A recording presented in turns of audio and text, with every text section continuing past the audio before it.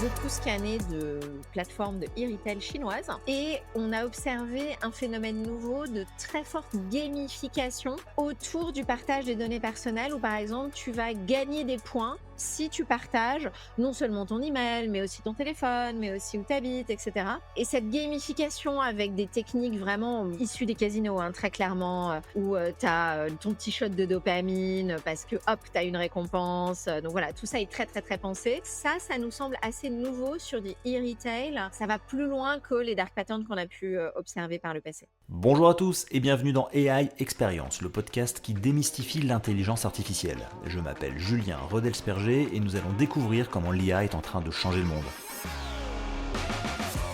Et pour cela, j'ai le plaisir d'être accompagné par Marie Potel, qui est cofondatrice et directrice générale de Fair Patterns, une IA multimodale qui protège les individus contre les dark patterns. Alors ce terme ne vous dit peut-être rien, pourtant vous en rencontrez tous les jours. Ce sont des techniques de conception d'interface pensées pour vous orienter, voire vous désorienter, vous manipuler ou contraindre vos décisions. Consentement forcé, choix biaisé, abonnement difficile à résilier, des informations qui sont volontairement ambiguës, ce ne sont là que quelques exemples de dark patterns. Aujourd'hui, nous allons donc parler de droit, de neurosciences, d'expérience utilisateur et évidemment d'intelligence artificielle. Bonjour Marie, merci de participer à cet épisode d'AI Experience. Comment vas-tu? Bonjour Julien, merci beaucoup. Bah, écoute, je vais très bien, je suis ravie d'être avec toi déjà. Eh ben écoute, un grand plaisir. Alors Marie, avec toi, on va commencer par revenir un peu aux fondamentaux. J'ai brièvement décrit le concept des dark patterns en intro, mais on peut aller plus loin. C'est quoi ta définition? Et surtout, un dark pattern, ça sert à quoi et ça bénéficie à qui? Alors, sur les définitions des dark patterns, tu l'as très bien résumé en intro, mais c'est vrai que nous, on a fait 3 ans de R&D sur le sujet, donc on a analysé toute la littérature scientifique qui est particulièrement, prolixe, sur justement comment définir un dark pattern, quelles sont les taxonomies des dark patterns. Donc voilà, on peut aller, vraiment, beaucoup dans le détail de ces questions sur les définitions. Au final, après avoir fait toutes ces recherches hyper poussées, il nous semble que c'est intéressant de revenir à la définition, pour le coup, très simple, donnée par, l'auteur qui a créé le terme dark pattern, qu'il a un peu Mhm. inventé, Harry Brignol, avec lequel on a le plaisir de collaborer par ailleurs. C'est l'un de nos senior advisors et je trouve que le travail d'Harry, est vraiment intéressant parce qu'il a une définition hyper accessible pour tout le monde. Lui, il dit tout simplement un dark pattern, c'est, une interface qui vous fait faire des choses que vous n'auriez pas faites autrement. Et quand on pose la définition comme ça englobe évidemment la tromperie, la manipulation, la confusion. Et voilà, ça englobe toutes ces techniques qui nous font faire des choses qu'on n'aurait pas faites autrement. Et c'est parfaitement clair de le dire comme ça. Et c'est vrai que, voilà, on peut être vraiment dans la théorie scientifique. Alors, tu vois, il y a des chercheurs éminents qui ont vraiment produit des papiers hyper sophistiqués pour voilà, sur ces définitions. Il y a plus de 16 taxonomies qui existent. Il y a une ontologie des dark patterns pour regrouper toutes ces 16 taxonomies. Donc voilà, c'est un domaine académique assez pléthorique. Mais c'est vrai que nous, on a fait une boucle sur nous-mêmes. Donc après avoir analysé toute cette littérature scientifique hyper riche, il nous semble que pour faire résonner ce sujet auprès du plus grand nombre, cette définition très simple de Harry Brignol, elle est la meilleure en Est-ce fait. que tu peux donner peut-être deux exemples très rapides de dark patterns, que les gens réalisent bien ce que c'est? Ouais, bien sûr. Alors, ce qui est intéressant dans les exemples, c'est, voilà, des choses dont on a tous fait l'expérience. Donc il y a un premier exemple vraiment basique, hein, on interagit tous avec des bannières cookies, Mhm. évidemment des dizaines de fois par jour. Eh bien, il y a, un ou plusieurs dark patterns qui se nichent dans à peu près toutes les bannières cookies, sur, accepter tous les cookies. D'accord? En général, il y a un gros bouton bien saillant. En général, il est vert. En tout cas, on a envie de cliquer dessus, hein. Il est en bas à gauche, là où on clique naturellement et il est particulièrement saillant. Et puis, si on veut rejeter tout, c'est parfois un petit lien gris qu'on a du mal à situer. Il n'est pas toujours au même endroit. Il est beaucoup moins contrasté, hein. C'est pas un bouton, donc il y a une asymétrie. C'est juste un lien. En plus, il est assez gris. Ou alors, il faut faire en plusieurs étapes. C'est-à-dire qu'il faut passer par ajuster mes paramètres et puis là, on peut décocher un à un. Et ce qui est intéressant, c'est que normalement, les bannières cookies, on doit pouvoir tout rejeter aussi facilement qu'on accepte tout.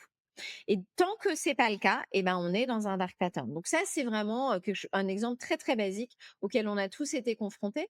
Autre exemple, alors il y en a évidemment des centaines, mais autre chose dont on a tous fait l'expérience malheureusement, c'est, la livraison gratuite ou l'essai gratuit, hein, qu'on nous pousse comme une super offre, qui est en réalité un abonnement totalement payant, dont on ne connaît pas le prix à l'avance et qu'on aura beaucoup de mal, à annuler. C'est-à-dire que autant il aura suffi d'un clic, pour s'abonner en croyant bénéficier de quelque chose de gratuit, hein, c'est le terme abonnement n'est même pas toujours, identifié, et autant pour se désabonner, alors là, bah, typiquement Amazon, hein, 2,5 milliards on va en reparler je pense, de settlement pour exactement ça, hein, un abonnement très payant déguisé en livraison gratuite et bah, ça a donné lieu à 1,5 milliard de remboursement des consommateurs américains lésés, plus 1 milliard d'amendes. Waouh. 2,5 milliards en tout. Ça veut dire que les dark patterns, ça bénéficie aux entreprises privées majoritairement, aux entreprises qui ont besoin de faire de l'argent en utilisant des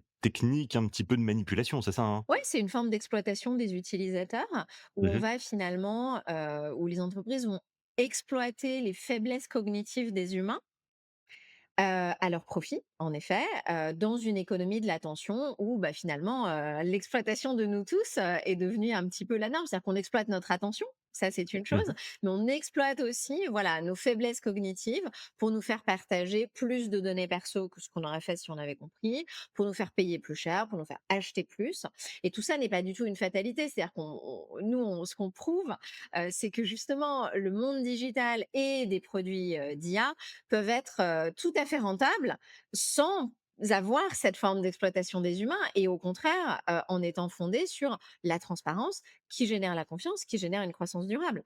Donc ce mécanisme d'exploitation, il est très pervers, il est très court-termiste, et ce qu'on voit d'ailleurs, c'est que Hem, quand tu dis à qui ça bénéficie, bon, bah, évidemment aux entreprises qui les mettent en œuvre, mais j'ai envie de dire ça leur bénéficie de moins en moins.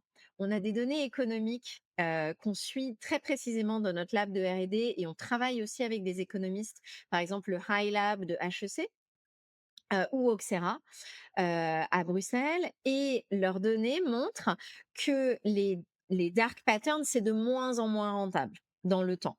C'est-à-dire que tu mets en place un dark pattern, par exemple, sur cet abonnement dont on parlait, eh bien, tu vas avoir mécaniquement une petite augmentation de ton chiffre d'affaires, juste le temps que les utilisateurs se rendent compte de la supercherie. En général, sur leur relevé bancaire, quand ils s'aperçoivent qu'il y a des montants prélevés tous les mois.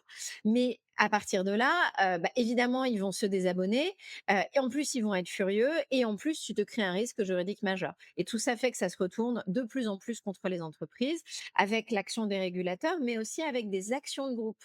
Et ça, c'est un phénomène très intéressant à observer. Pas que aux États-Unis, hein, les actions de Mmh. groupe, certes, c'est très américain dans l'idée, mais on voit que ça se développe, depuis très longtemps, hein, aux Pays-Bas, au Royaume-Uni, il y en a en France aussi, par exemple.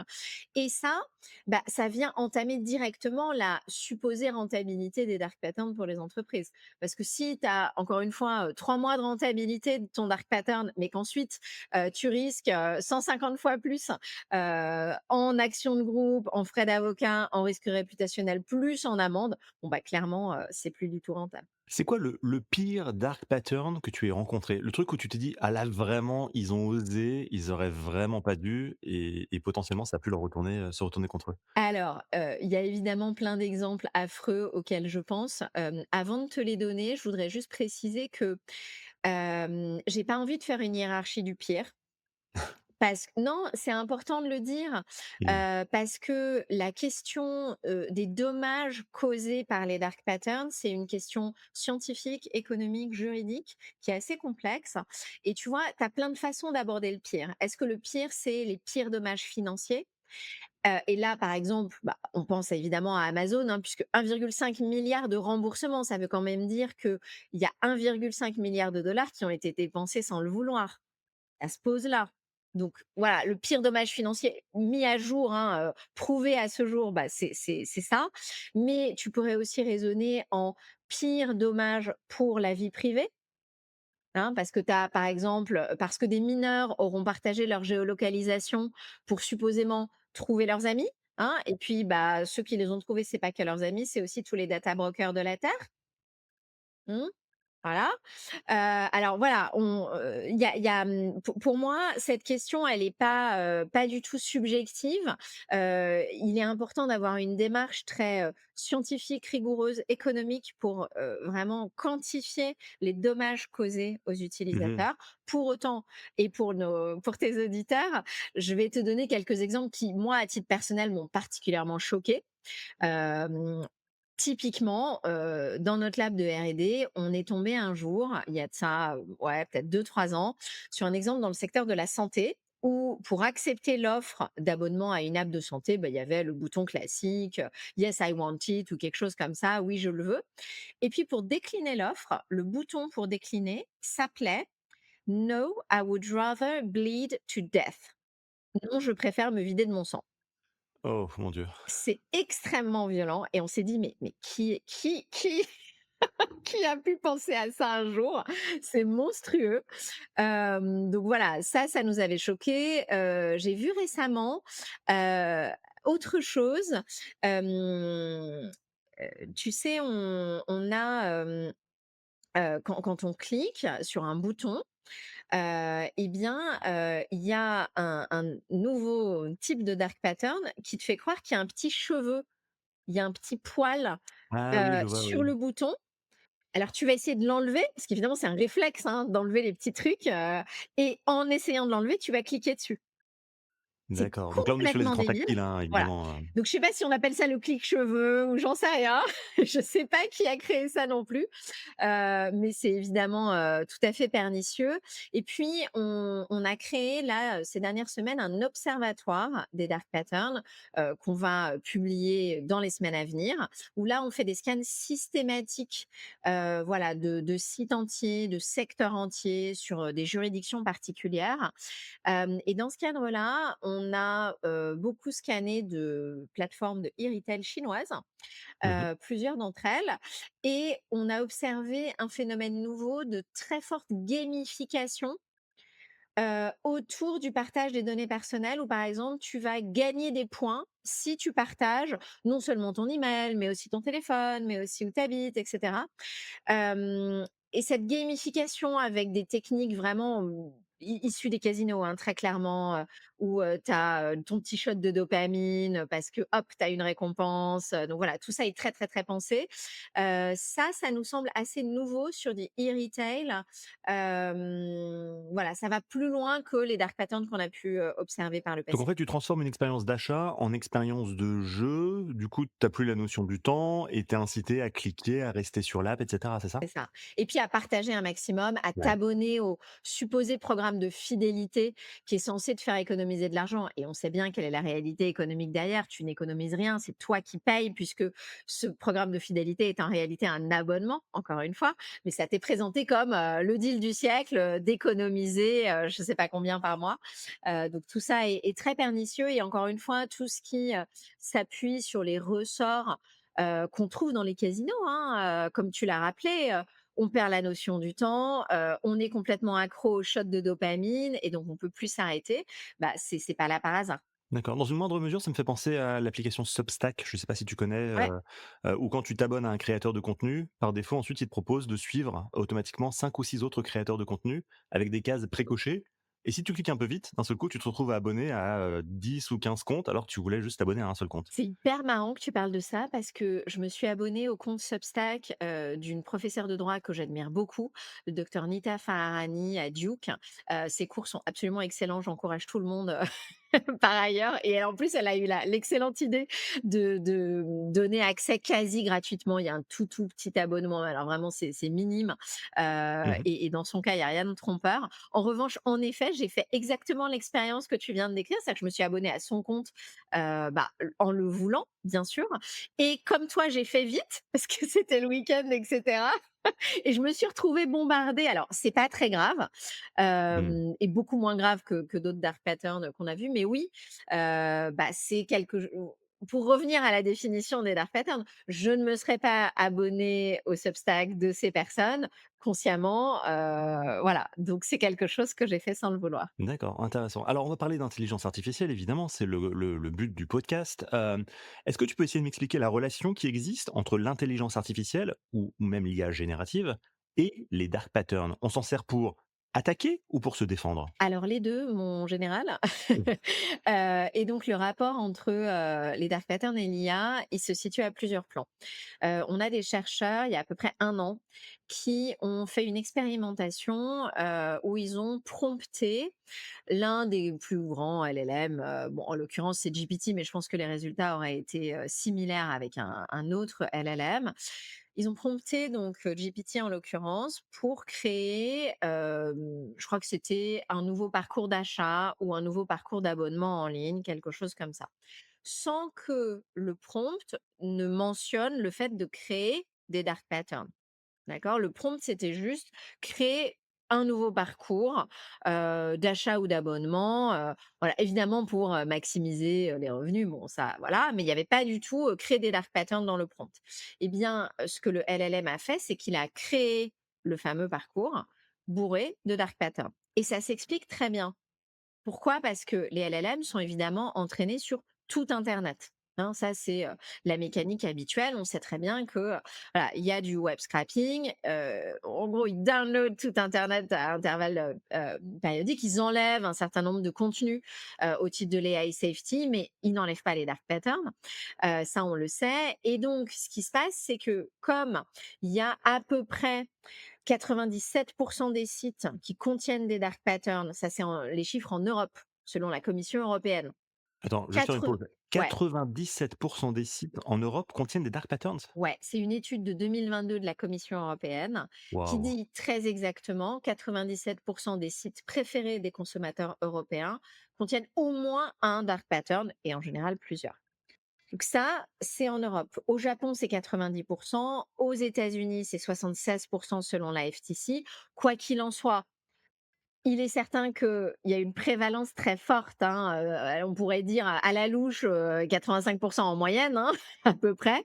Hem Et donc ça signifie que mécaniquement, en l'état du mode de fonctionnement des LLM, qui sont évidemment des modèles probabilistes et qui vont, générer des outputs les plus probables par rapport, aux données sur lesquelles ils ont été entraînés. Puisqu'on a cette très forte prévalence des dark patterns dans les datasets d'entraînement, des LLM, bah, évidemment, mécaniquement, hein, mathématiquement, ils reproduisent les dark patterns même si on ne leur demande pas. Et donc ça, c'est très grave parce que des designers qui, feraient ce prompt et qui seraient pas, forcément très au fait, de l'existence des dark patterns ou ne sauraient pas comment les corriger, bah, ça veut dire que, voilà, on a une espèce de production à échelle complètement, méga industrielle Mmh. de dark patterns, voilà. Donc ça, c'est un premier niveau, de lien entre, Gen AI et dark patterns. Hem Le deuxième niveau, c'est les AI dark patterns. Ça, on va sans doute en reparler, dans le cours de la conversation et pour répondre très précisément à ta question, bah, est-ce qu'on s'en sert pour attaquer, se défendre et cetera? Donc oui, ça peut être utilisé pour créer plus de dark patterns, par exemple pour faire de l'hyper personnalisation, hein, ça c'est encore un autre niveau où on va, ultra personnaliser, par exemple un chatbot en fonction des données perso qu'on aurait sur toi pour le rendre encore plus persuasif, hein, donc ça c'est un niveau.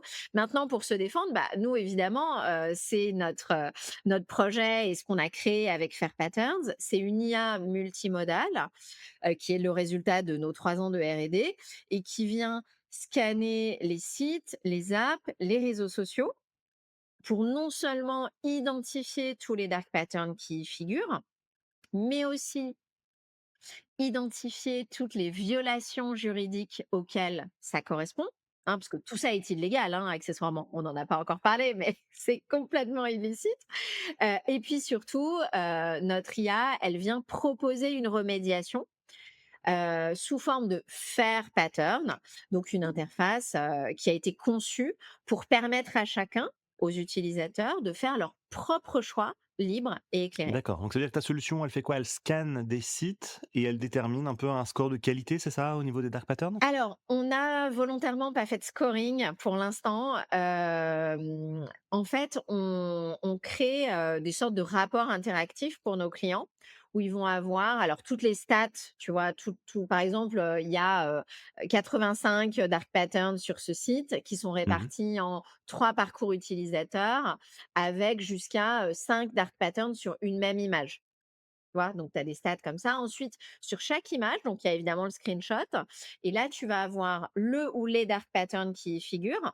Pourquoi c'est un problème? C'est-à-dire qu'on t'explique le mécanisme, la violation ou les violations juridiques associées et puis surtout la remédiation, c'est-à-dire qu'à la place du ou des dark patterns sur cet écran, ou sur ce parcours, bah, tu vas avoir, soit un fair pattern générique, donc ça, c'est issu de notre bibliothèque de fair pattern, soit un fair pattern adapté aux couleurs, de nos clients. En l'occurrence, tu vois, on a un package d'abonnement qui permet d'avoir les fair patterns adaptés, à tes couleurs de marque, donc ton branding, éventuellement ton ton de voix si, il est très particulier et puis, des adaptations comme ça qui peuvent être aussi, générées par l'IA.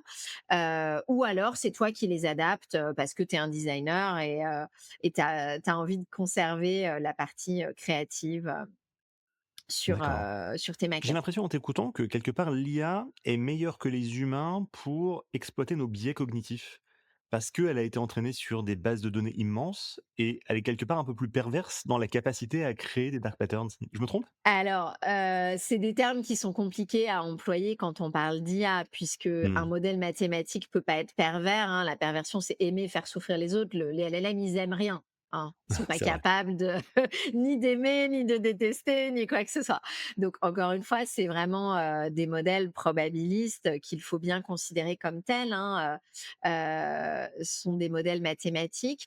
Cela dit, tu as raison dans le sens où, Heu, un LLM, il va pouvoir, avec sa capacité de calcul, bien supérieure à celle des humains, ça c'est sûr, il va pouvoir, par exemple, hyper personnaliser, une interface conversationnelle en fonction des données qu'il aurait sur toi et ça rend, les dark patterns potentiels beaucoup plus pernicieux, c'est Mmh. sûr. Il y a un côté un peu manipulatoire, hein? Oh, bien sûr, bien sûr. Ouais. Il y a une étude, d'Harvard, il me semble, du mois d'octobre 2025, sur les ce qu'on appelle faussement d'ailleurs les AI companions. Le terme même est assez trompeur parce que un modèle mathématique ne va pas être le compagnon de qui que ce soit, hein, donc le le terme même est assez mal choisi. Mais pour autant, cette étude a mis à jour le fait que, les principaux AI companions, donc Replica, Character AI et cetera, utilisent des dark patterns dans les conversations avec leurs utilisateurs, en particulier quand l'utilisateur essaye de mettre fin à la conversation et ça, c'est très intéressant et donc ça donne des choses du genre, «Oh don't leave me just now», comme si, on allait lui manquer. Encore une fois, il y a pas d'émotion en face, donc ça n'est pas possible. Voilà, «What if we talked about», enfin, tu vois? Donc pour essayer de relancer la conversation, éviter, Mmh. qu'elle s'arrête, sans doute parce que derrière, il y a des métriques de durée des conversations, de durée d'engagement qui sont très certainement, traduites ensuite en valorisation de ces boîtes-là. À quel point tu penses que les utilisateurs ont conscience du sujet? Quel est le niveau de maturité du grand public? Est-ce qu'il faut vraiment être un expert comme toi pour les débusquer un peu ces dark patterns? Alors malheureusement et c'est tout le paradoxe des dark patterns, c'est que d'un côté, il y en a partout, mais de l'autre côté, très peu de gens s'en rendent compte et c'est Mmh. normal finalement puisque la mécanique en fait d'un dark pattern, c'est de jouer sur les biais cognitifs des humains, s les biais qu'on a tous, hein, finalement, qui nous rendent très prévisibles. C'est-à-dire qu'en gros, tous les humains face à trop d'informations, on va tous avoir le même «réflexe» entre guillemets qui est de ne pas lire. Parce qu'il y Mmh. a tous les biais cognitifs qui rentrent en cause, hein. Surcharge d'informations, c'est un stress sur le cerveau, donc on ne lit pas et par contre, on va quand même cliquer sur «I agree», par exemple, sur «j'accepte». Ouais. Donc ça, cette mécanique en fait biais cognitifs et actions d'une certaine manière très prévisibles, eh bien, puisqu'on est tous prévisibles, on est tous manipulables. Donc ça, c'est sûr que c'est ça qui fait que les dark patterns sont hyper efficaces et c'est ça aussi qui fait qu'on ne s'en rend pas compte. Puisque tout le principe, hein, bah, c'est de nous faire cliquer à l'aveugle, nous faire des choses sans qu'on s'en rende compte, qu'on n'aurait pas faites autrement. Donc c'est vrai que pour répondre à ta question, le niveau de conscientisation aujourd'hui dans le grand public, il est très faible. Mais j'ajoute un point intéressant. Il y a des chercheurs qui ont essayé de déterminer si, quand les utilisateurs se rendent compte qu'ils sont manipulés, est-ce que du coup le dark pattern perd son «efficience» entre guillemets? Oui, intéressant, ouais. Intéressante question, c'est notamment, Ariana Rossi, qui a travaillé sur ce sujet à l'université du Luxembourg il y a quelques années. Eh bien, son expérimentation a démontré que non. Même quand les humains se rendent compte qu'ils sont manipulés par un dark pattern, eh bien ça marche quand même. Pourquoi? Parce qu'il y a pas d'alternative? Parce que tu dis: «Bah, si je veux utiliser ce logiciel, bah, j'ai pas le choix, je suis obligé de les accepter»? Eh ben, en fait, parce que, l'influence fonctionne, un peu à notre corps défendant. L'expérimentation, c'était surtout, tu vois, sur tout ce qui va être preuve sociale. Donc, par exemple, il y a 45 personnes qui regardent cette chambre en même temps. Alors, on sait par ailleurs que c'est complètement faux, hein. C'est un petit algo qui tourne, et Oui, c'est sur les voilà. sites de réservation d'hôtels, billets d'avion ou autres, Donc soit c'est complètement faux, soit c'est pour d'autres dates que celles que tu regardes et donc ça n'a aucune pertinence pour toi. Tu te fiches ouais. complètement que d'autres gens veuillent réserver à des dates qui sont pas les tiennes. On est d'accord? Eh bien, même quand tu te doutes qu'il y a un truc, manipulateur ou trompeur, eh bien, ça influence quand même ton comportement. Par exemple, ça te met dans une, situation d'urgence, tu vois? Ça te crée cette fausse urgence et du coup, ça a quand même une influence sur ton comportement. Ou les comptes à rebours que tu retrouves parfois sur certains sites de e-commerce. Alors Exactement. qu'en réalité, il se passe rien quand ça arrive à zéro et parfois ça n'arrive jamais à zéro. Eh ben, c'est un très bon exemple, que tu prends Julien, parce que les comptes à rebours, la plupart des gens, quand on leur pose la question, ils pensent que c'est faux. OK. D'accord? Rationnellement, ils te disent: «Ouais, c'est sans doute pas vrai». C'est-à-dire que l'offre, elle existera quand même, sans doute, dans 3 semaines, tu vois? Même si on te dit: «Il reste 3 heures». Eh bien, malgré ça, ça leur crée une situation Ce que d'urgence. tu dis me fait penser au livre, tu connais sans doute Système 1, Système 2 de, Daniel Kahneman. Ah bah, c'est ma bible. Exactement, qui explique alors en 2 vraiment de manière très, très schématique, mais qui a 2 systèmes de pensée. Un système rapide et donc peu consommateur d'énergie pour notre cerveau et un système lent, mais gourmand en termes de ressources. Tu peux juste expliquer rapidement ce concept et comment est-ce qu'on le connecte au sujet des dark patterns? Alors, c'est très, très connecté au sujet des dark patterns. Donc, c'est évidemment Kahneman, l'auteur de Thinking Fast and Slow. Alors, prix Nobel d'économie par ailleurs, hein, donc vraiment Mmh. un type bah, assez génial, qui a donc identifié ces deux grandes façons de fonctionnement du cerveau et qui fait consensus aujourd'hui, hein. C'est-à-dire qu'il n'y a pas eu de remise en cause de système 1 versus système 2.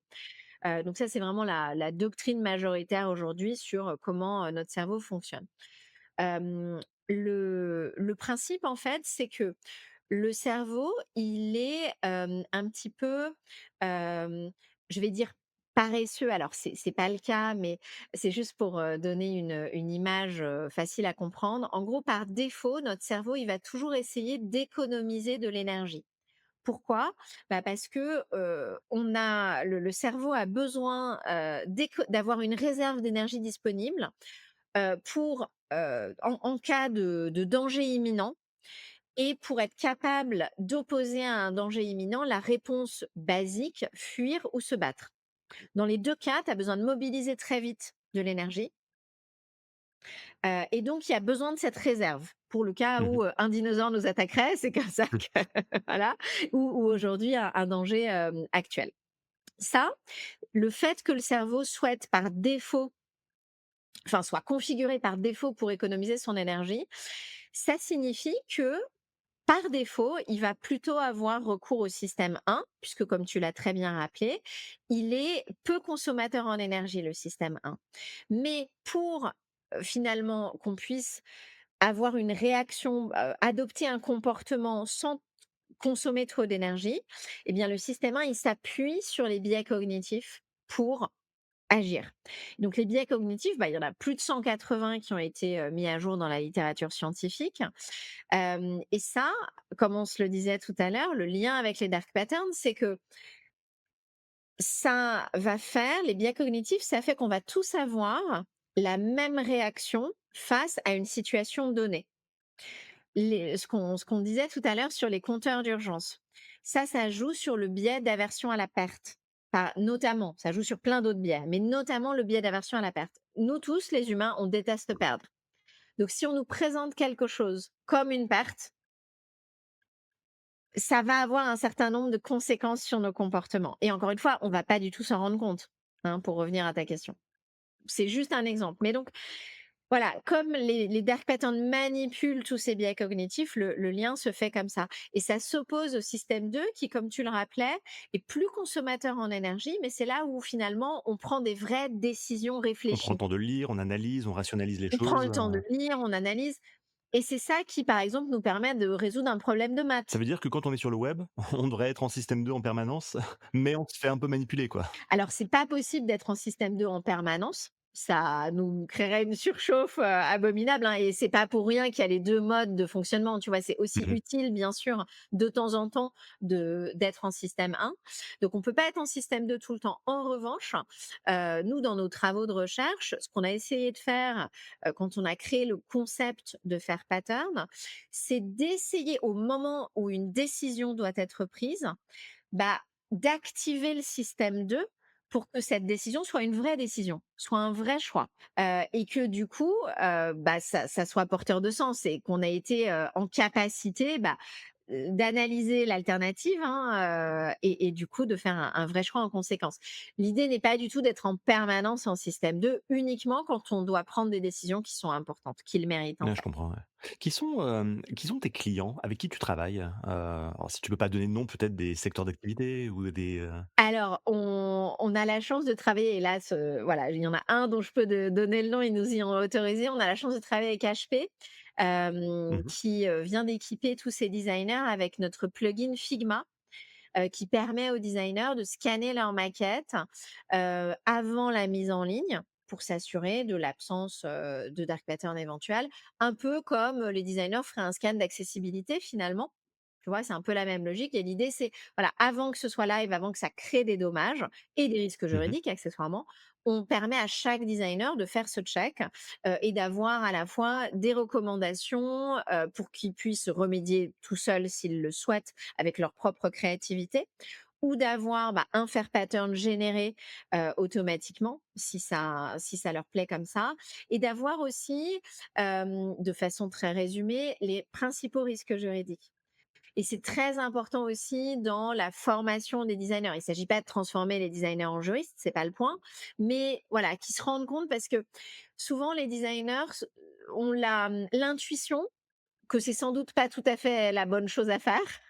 Mais comme il y en a partout, comme, bah, finalement on leur a un peu appris à faire ça, comme c'est parfois aussi dans le design system, quand c'est dans des lignes de code, bah, ils ont pas toujours les arguments pour dire: «Non, non, il faut arrêter de faire ça et vraiment, changer pour une autre, un autre type d'interface».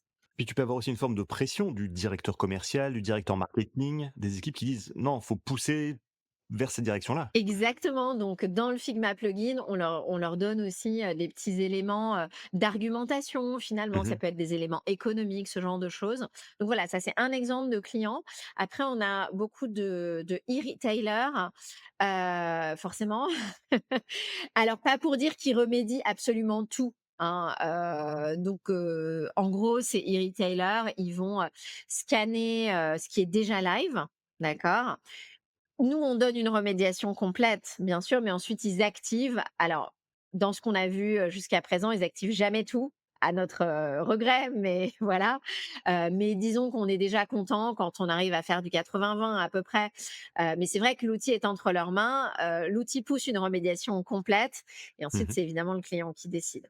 On a aussi des clients dans le secteur financier puisque, tout ce dont on a parlé là, la manipulation, la tromperie par les dark patterns, c'est déjà grave quand on te pousse un abonnement, à 15 € par mois ou pour acheter une paire de baskets que tu vas payer plus cher, mais c'est infiniment plus grave quand c'est utilisé pour du microcrédit, tu vois? Plein de services financiers et malheureusement, il y en a beaucoup, et là, les régulateurs sévissent de façon, extrêmement sévère et c'est normal. Donc voilà, c'est aussi un secteur très important pour nous. Spontanément, j'aurais tendance à dire que les sites et les expériences numériques des services publics seraient, peut-être plus sensibilisés au sujet que les entreprises privées. Est-ce que c'est ton sentiment aussi? Si je vais sur le site, je sais pas, des impôts, refaire mon passeport, de ma mairie. Alors j'espère. Ce serait bien. Non, je me demandais si tu avais eu ce sentiment de se dire, comme il y a pas d'incitatif économique, du coup, il y a moins de dark patterns. Oui, oui, je pense qu'il y a évidemment moins de dark patterns. Après, nous, dans nos scans systématiques dans notre observatoire, on voit encore quand même beaucoup de bannières cookies, Ouais, qui sont pas du tout conformes, y compris sur des sites, publics, hein. Donc il y a quand même encore pas mal de boulot. Après, en effet, je pense que, il y a une attention, plus grande, et donc ça va plutôt dans le bon sens. d'accord. En 2 mots, Marie, c'est quoi ton parcours? Comment est-ce qu'on s'intéresse à ce sujet qui est quand même un peu un sujet de niche pour les non-initiés? Alors ça a commencé pour moi quand j'étais, à l'ENSI. Donc moi à la base, hein, je suis avocate, j'ai fait, 10 ans dans des grands cabinets d'affaires, en Europe en gros. Après je suis passée en entreprise, je suis devenue directrice juridique où je couvrais, Europe, Moyen-Orient, Afrique pendant, 3-4 ans. Et puis ensuite j'ai sauté le pas, je suis devenue entrepreneur et pour sauter le pas, j'ai fait un master Innovation by Design dans une école publique de design à Paris qui s'appelle l'ENSI. Je précise que ça fait pas de moi un designer, hein. Non, mais c'est hyper important parce qu'il faut 5 ans pour former un designer, pas 18 mois comme, le master que j'ai fait. Mais, dans le cadre de ce master, en gros, hein, c'est des techniques d'innovation par le design et j'ai assisté à une conférence, d'un designer qui s'appelle Geoffrey Dorn, dont j'apprécie particulièrement les travaux, et au demeurant, c'est quelqu'un de très sympa, qui est le 1er, enfin, c'est en l'écoutant que j'ai découvert l'existence des dark patterns. Donc je te parle de ça, pour moi, c'était, 2017 ou 2018, quelque chose comme ça.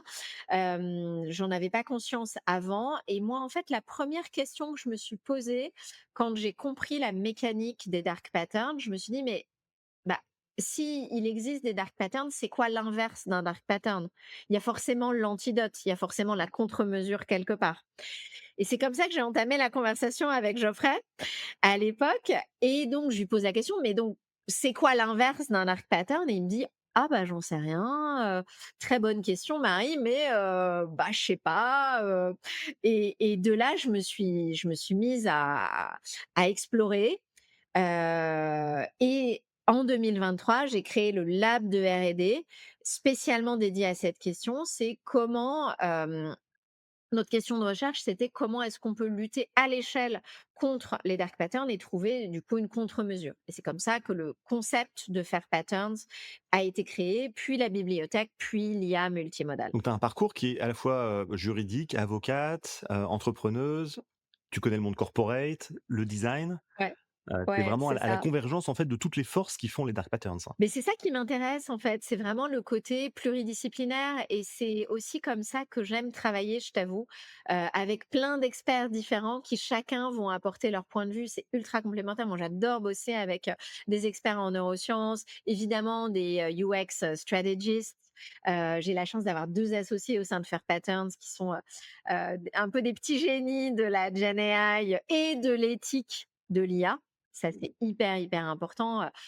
Donc Jerry, mon CTO, c'est un expert Gen AI, il est basé à Boston et Sundar, qui est aussi mon associé, il est docteur en éthique de l'IA, qui est D'accord. une discipline absolument fondamentale et c'est ça qui me nourrit en fait, tu vois? C'est que finalement le droit, si on veut qu'il joue son rôle de pilier de la démocratie et c'est vraiment pas gagné aujourd'hui et c'est vraiment attaqué de toutes parts, eh bien, on a besoin de l'ensemble de ces disciplines pour que le droit puisse jouer ce rôle, en fait, tout simplement. C'est pas juste les juristes dans leur coin ou les avocats dans leur coin ou les magistrats dans leur coin. Parfait. Eh ben, écoute, merci beaucoup, Marie. Alors, à la fin de chaque épisode, l'invité du jour doit répondre à une question posée par l'invité précédent. En attendant d'écouter la tienne, je vais te laisser écouter celle de Salim Nassur, qui est CEO de Mars, conférencier et consultant. Est-ce que tu es prête? Je suis prête. Allez, on est parti, on écoute la question de Salim. Quelle part de ton expertise, qui pourrait selon toi être déjà automatisée avec l'IA? Et peut-être un peu plus longuement, qu'est-ce que tu fais toi pour rester irremplaçable et pas te faire remplacer justement par cette IA? J'adore cette question, c'est hyper bien. Alors, sur la première partie de la question, ce que je fais qui peut être automatisé, bah, alors c'est déjà ce qu'on a mis en œuvre en fait. C'est-à-dire que, moi au début, je faisais les audits dark pattern à la Ça devait main. prendre un peu de temps, je pense, hein. C'était sympa, c'était hyper sympa. Donc à la fois prendre les screenshots, copier-coller l'adresse, de la page. Tu vois? L'heure à laquelle j'avais pris le screenshot, tout ça évidemment maintenant c'est des métadatas. Évidemment, on a automatisé ce processus et puis j'analysais aussi à la main, enfin avec mon petit cerveau, bah, qu'est-ce qu'il y a sur cet écran? Est-ce qu'il y a des dark patterns? Si oui, quel type? Si oui, quelle violation juridique et cetera? Donc ça, aujourd'hui, bah, c'est tout l'intérêt, hein, de l'IA multimodale qu'on a créée. J'ajoute néanmoins qu'on a, pour une volonté d'éthique de l'IA, mais aussi pour une question de contrôle qualité, on a toujours des experts humains dans la boucle, hein. Les LLM, ça hallucine. Évidemment, et tu peux jamais complètement éliminer les hallucinations, hein, statistiquement, ça n'est pas possible. Donc à partir de là, on sait très bien que même si nous, on a un très bon taux d'efficacité, on est à peu près à 85 de détection correcte, ce qui est bien au-delà des standards du marché, mais bah, ça veut quand même dire qu'on a 15 qui est faux. Donc on a toujours des experts humains dans la boucle et ça, c'est extrêmement, extrêmement important. C'est à la fois, quelque chose auquel on croit, très fermement, voilà, d'un point de vue éthique, mais aussi bah, pour le contrôle qualité, parce que la fiabilité de nos résultats est hyper, hyper importante. Ça veut dire que faire pattern, on en a pas beaucoup parlé, mais pourrait pas fonctionner en mode, full automatique avec des agents d'IA, tu Il y a toute une partie qui fonctionne déjà de façon totalement automatisée, mais je te dis, nous, on a fait le choix, vraiment par conviction, d'avoir des humains dans la boucle à des points de vérification très stratégiques, très précis, et ça augmente la qualité de notre solution. Et je pense que vu les enjeux que l'on traite, voilà, ces points de vérification, ils nous ralentissent pas. Si tu veux, on a quand même une efficience infinie par rapport à un processus manuel. Et donc, il y a pas de difficulté à mon sens et ça ne s'oppose pas non plus à la scalabilité. Compte tenu de l'architecture et de l'orchestration qu'on a mise en place. Et ce que je fais donc sur la deuxième partie de la question, ce que je fais pour rester alors irremplaçable, ça je sais pas, mais c'est des sujets qui m'intéressent beaucoup. La question de la préservation de la pensée critique. Il y a pas mal d'études, qui ont été, menées, sur l'érosion de la pensée critique, de la capacité juste de réflexion des humains, en raison de l'utilisation de la Gen AI. Moi, je pense que c'est pas du tout une fatalité et justement, au sein de Fair Patterns, on a, développé des solutions, alors, fondées sur des humains, hein, des experts humains qui, permettent d'analyser des produits d'IA dans leurs interfaces et d'avoir une évaluation de est-ce que ça va diminuer ces critiques chez les humains et nous, on vient faire des recommandations pour, au contraire, augmenter ou préserver la pensée critique chez les humains. On est en train de faire une mission comme ça pour un gros éditeur juridique en Europe. C'est hyper intéressant, hyper fascinant et voilà, ça nous tient beaucoup à cœur et puis c'est vraiment d'utilité publique pour le coup parce que si petit à petit on est moins capable de réfléchir, bah, c'est évidemment hyper, hyper problématique. parfait. Eh ben, écoute, merci beaucoup. Alors à toi à présent, quelle question est-ce que tu aimerais poser au prochain invité? Alors, moi, ce que j'aimerais poser comme question, elle est relativement liée à celle à laquelle je viens de répondre, mais bon, c'est celle que j'avais préparée. Moi, ce qui m'intéresse, c'est de savoir quel type de tâches ton prochain invité ne voudrait pas déléguer à une IA. Parfait. Eh ben, écoute, c'est bien noté. Merci beaucoup de ta participation. Marie, je rappelle que tu es cofondatrice et directrice générale de Fair Patterns. Merci d'avoir participé à ce podcast. C'était un plaisir de discuter avec toi, Julien. Merci beaucoup. Si vous avez aimé cet épisode, n'oubliez pas de vous abonner à l'émission sur votre plateforme de podcast préférée. Votre soutien compte et vos commentaires peuvent aider à partager cette expérience avec d'autres. Vous pouvez aussi visiter le site web ai-experience.io pour aller plus loin. À très vite pour un nouvel épisode.